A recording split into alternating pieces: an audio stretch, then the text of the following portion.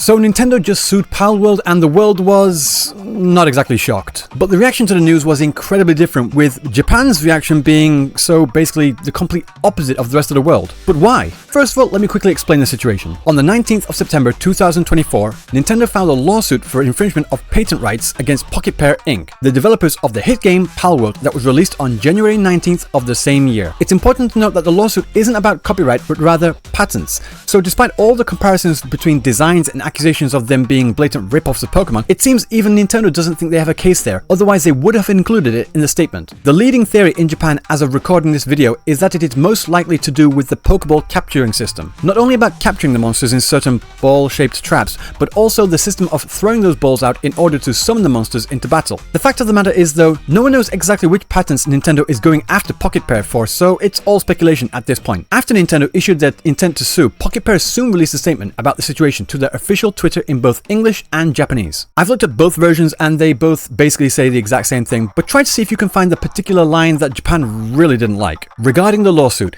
yesterday, a lawsuit was filed against our company for patent infringement. We have received notice of this lawsuit and will begin the appropriate legal proceedings and investigations into the claims of patent infringement. At this moment, we are unaware of the specific patents we are being accused of infringing upon, and we have not been notified of such details. PocketPair is a small indie game company based in Tokyo. Our goal as a company has always been to create fun games. We will continue to pursue this goal because we know that our games bring joy to millions of gamers around the world. Palworld was a surprise success this year, both for gamers and for us. We were blown away by the amazing response to the game and have been working hard to make it even better for our fans. We will continue improving Palworld and strive to create a game that our fans can be proud of. It is unfortunate that we will be forced to allocate significant time to matters unrelated to the game development due to this lawsuit. However, we will do our utmost for our fans and to ensure that indie game developers are not hindered or discouraged from pursuing their creative ideas. We apologize to our fans and supporters for any worry or discomfort that this news has caused. As always, thank you for your continued support of Palworld and PocketPair. And then they send a link to the basically the official statement on their official website. This statement was received favorably in the global community, with many people expressing support for Palworld and decrying Nintendo for throwing their weight around and using copyright law to crush new and upcoming companies. But what about Japan? Like I said, it was very different. So different, in fact, it was like night and day. Looking at the Twitter replies, we can find this here. They've been working with companies like Sony and Microsoft on such a large scale, making loads of money, and now when things start to look a little shaky, they're like, we're a small company, the big companies are bullying us, help us. It's hilarious that they take a stance like that. This translation's a little off. They're saying that they don't want PocketPair to drag all other indie companies in with them in this whole entire situation. I don't think the size of the company matters when it comes to patent-related litigation. Shouldn't you apologize first? We deeply apologize for any concern caused regarding our game. Isn't this the first time we've heard this sentence? It also sounds like they're saying we are victims, so please support us. This translation is also a little off. It doesn't matter if it's indie or not, we should rightly shrink when it comes to copyright infringement. The actual word being used here, ishiku, isn't about shrinking so much. It's more like the closest word would actually be like atrophy, like when your muscles like atrophy away. So basically what they're saying here is that getting caught like this with copyright infringement, you're getting too strong and you should weaken yourself about this whole entire situation. They keep copying others, and when they get sued, they say, I'm just a small company. They're talking about how PocketPair is making themselves seem the victim in this statement here. Quote retweets here. This one got a lot of traction with 45,000 likes here. They're talking about level 5. Isn't level 5 going to do anything? Level 5, for those of you that don't know, level 5 is another company. They are responsible for games such as Inazuma 11 and also a pretty popular game in Japan called Yokai Watch. The one that they're like referencing here is this character here is Masamune from Yokai Watch, and this, I'm guessing this is one of the characters from Palworld. But basically they're saying that this isn't only just an issue about Nintendo, but also other companies such as Level 5 should probably get involved too. Whether they do or not, I actually don't know. It remains to be seen. But maybe that's just Twitter. We all know how that place can get. So I decided to check the comment section of two of the biggest gaming YouTubers in Japan. I also watched the videos themselves, but nothing much was actually said. In a nutshell, they just reported on the situation saying, yeah, this was to be expected, to be honest, and they kind of deserved it. I mean, that's basically the entire impression that they were getting at. There's this comment here with 1,900 likes. I'm looking at the translation, but it seems a little bit off. It's more like, it's hilarious how the Palworld official account, after acting all cocky, is now playing the victim and releasing a statement. Again, very similar with what we saw on Twitter. This phrase here, it mainly translates into like, you reap what you sow. They're saying here basically it's their own fault. It's no surprise that Nintendo got angry, especially since they were trying to collaborate with Sony and expand through a mix of media. Plus, it's not even a copyright issue, it's about patents, so Palworld has almost no chance of winning. Once they started getting cocky, it was only a matter of time before they were thoroughly crushed. That's all there is to it. This is them saying here that they think there is like zero chance that Palworld is going to win in this lawsuit. Another comment here, they were able to operate thanks to it being overlooked, but getting into the licensing business was taking it too far. This is a classic Koropura move. Coloppel is another company that had issue with Nintendo back in the past, about 5 years ago. This is an article I found about this, about Nintendo settles a 5-year court battle with White Cat project developers. So the name of the game in Japan was White Cat, however it was called Rune Story, I think it was. Yeah, in the past, Coloppel attempted to scale White Cat project overseas named as Coloppel Rune Story. The Western adaptation of the game did not perform as well and was ultimately shut down in 2016. I looked for more information about this as well to see what exactly were the issues like patent litigation being argued against at that time. This person here says, if I'm reading it correctly, remember how starting with Super Mario 64 DS, there were a handful of games where you could effectively make a digital joystick on the DS's touchscreen and use it to control characters? Phone games do it too, but I guess Nintendo believes that the way Coloppel designed their control layout is so similar to design on which Nintendo holds a patent that it infringes upon that patent. This is all Japanese litigation, so while I could talk all day about our IP law in America, IP law in Japan is similar but different. However, as with most cases along these lines, the odds are pretty high that this one will end in some sort of settlement that nobody ever really hears much about. That is exactly how it played out. Okay, there's also this post here, talk about some more details. There's more to the story than that. Yes, Nintendo patented the digital joystick, but they didn't sue other companies who used this method of controls to encourage the gaming industry's creativity. But Coloppel went the extra mile and tried to patent that exact same method, knowing Nintendo already has the patent and was later found to try to force other mobile game companies to pay fees to them which uses the digital joystick. That's the reason that Nintendo took action and sued the company. Currently, the Japanese gaming audience heavily agrees with that it's entirely Coloppel's fault and that the court seems to rule in favor of Nintendo as well. So in that particular case, Nintendo patented basically on-screen joystick movement. Another company, Coloppel, wanted to do a similar thing and they also tried to patent that similar type of thing. Nintendo went after them for trying to patent something that they already had a patent to. Personally, I think patenting just simple movements on a screen, it's like patenting a wheel, but they managed to do so in Japanese courts, so they have that patent under their belt and they are able to freely go after other companies whether they feel like it or not. Nintendo has been so supportive of indie games, yet they are being accused of stifling indie developers' creativity with claims like so that indie developers don't feel discouraged or restricted. It's just absurd at this point. So this commentator here, again with 932 likes, they're of the opinion that Nintendo doesn't hinder other indie game developers. I saw that statement from Palworld's official account. Them trying to play the "we're just a small indie game developer" card as an excuse was pretty cringe. The line that they didn't particularly like in Japanese was actually this line here. If I show you the English version here, it's this line: PocketPair is a small indie game company based in Tokyo. So Japanese players particularly didn't like them throwing the small indie developer card out there as some means of defense, because in their minds, Palworld is very much clearly the bad guy in this situation. They blatantly rip off ideas and go, this is my original creation, we're even getting into the IP business. But then when they get sued, they're like, we're just indie developers. Lol, if you attack us, the whole industry will shrink. Oops. That kind of excuse just isn't going to fly at all. That line in Palworld's statement, thanks to Nintendo, our game development is getting delayed, was pretty infuriating. It's completely their own fault, yet they act like it's Nintendo's fault for suing them. It's pure self-inflicted damage, but they're trying to paint Nintendo as the bad guy. Unbelievable. That latest statement made me dislike them even more.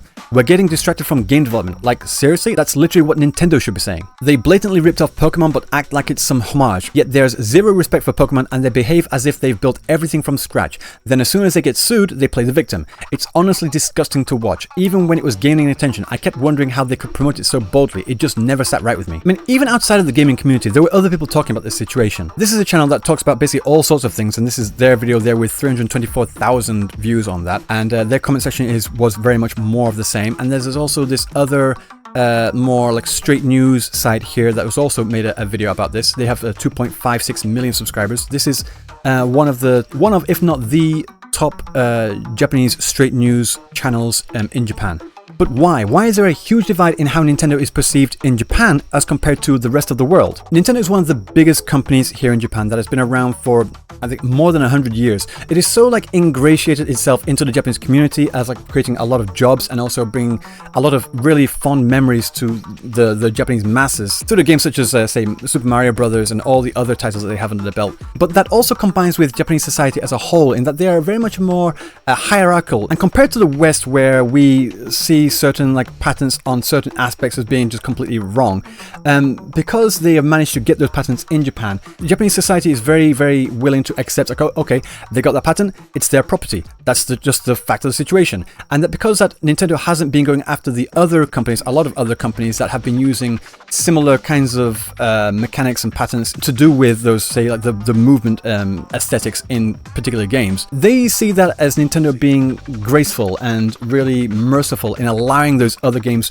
to use those patterns for free when they actually own the rights to them. So they could, by Japanese law, go after all these other different companies and demand money from them. In the West, when you hear that, say, Nintendo is going after a certain company for patent rights, and you think that, well, why are they patenting that particular thing in the first place? We get really particularly confused. And even though I've been in Japan for 15 years, I still find it really difficult to wrap my brain about patenting such things. It's like I said before, it's like patenting the wheel. It's really, I was like, that certain kind of thing really shouldn't be patentable because it's something that's so, it's like equivalent of patenting breathing. Like, okay, this character has a breathing mechanic. I mean, that is also really, really strange. Like, of course, it's really difficult to patent something that is just so common in actual life. Like, how else are you going to control something with a touchscreen? You need some kind of joystick on the screen to move your character in certain directions. So it comes like a point of necessity. Like, it's not possible to do something without that. And for them to patent something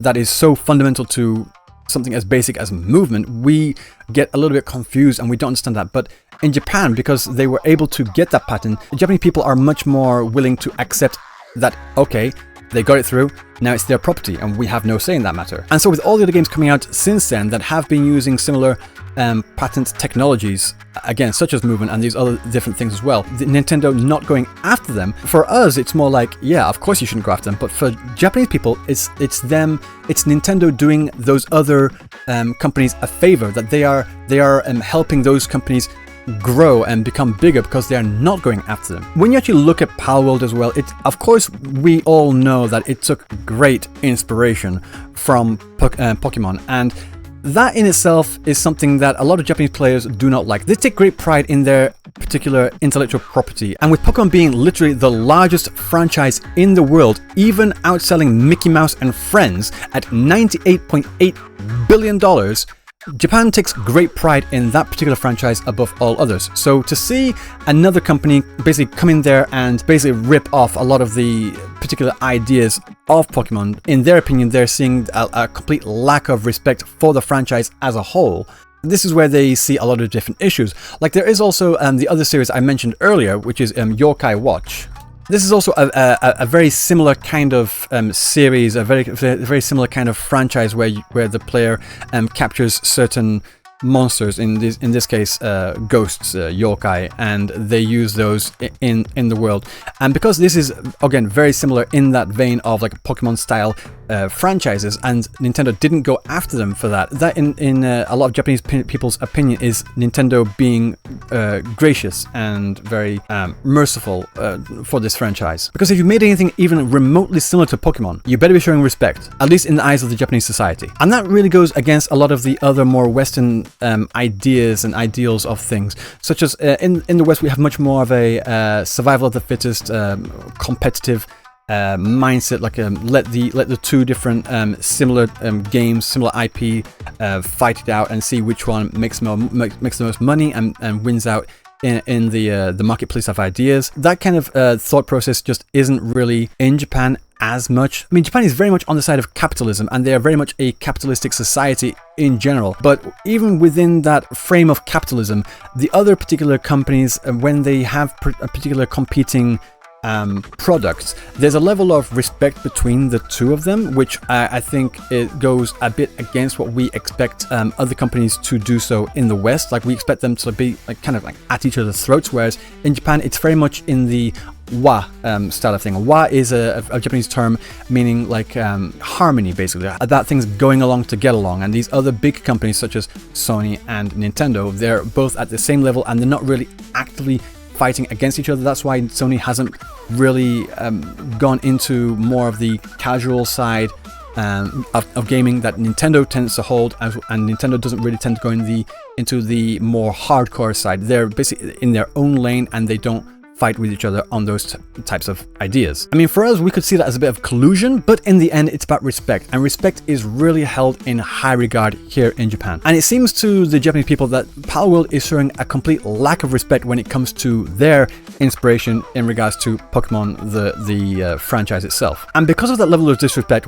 with Nintendo coming after them for these patent infringements, a lot of the Japanese players are on Nintendo's side because they're feeling like you're spitting in Nintendo's face. So even though you could get away with it, because you're being so disrespectful, you deserve to get hit with everything that they have anyway, justified or not. But yeah, it's a very interesting situation, and I'm interested to know how the legal battle is going to play out. Honestly, I expect there to be some kind of settlement like Colorpool did with their White Cat Rune Story game, where they're going to pay for damages and going to pay for this patent again with the ball catching, because the game is still in early access, so it's not even officially released yet. So they're wanting to do that and hopefully earn some more money. That's the way I expect things are going to go. So in the eyes of the Japanese players, that is a win for Nintendo. But what do you think? Let me know down in the comment section below. And if you like this video, make sure to like and subscribe for more Japanese perspectives and analysis in the future. So until next time, I will see you in the next video. Peace.